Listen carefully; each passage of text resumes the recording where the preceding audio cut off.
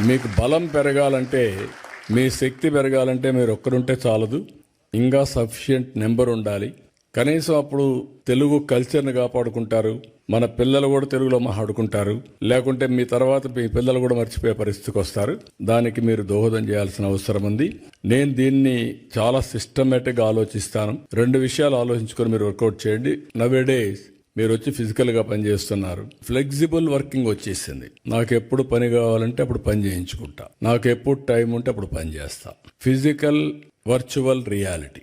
ఫిజికల్గా అవసరమైతే తప్పకుండా driver 1 hour 2 hours 3 hours driving చేయాలి. ఇప్పుడు బార్బర్ ఉంటాడు, సెలూన్కి పోవాలి, 1 అవర్ 2 అవర్స్ పని ఉంటుంది. 50% ఆఫ్ వర్క్స్ ఒక్కొక్కసారి ఆన్లైన్లో అయిపోతాయి. ఇలాంటివి ఉన్నప్పుడు నేను ఏం చేద్దాం అనుకుంటున్నానంటే, మీరు కూడా కోఆపరేట్ చేస్తే ఆంధ్రప్రదేశ్లో ఇంటి దగ్గర కూర్చొని వర్క్ ఫ్రమ్ హోమ్ అవకాశాలు ఎక్కడుంటాయో ప్రపంచంలో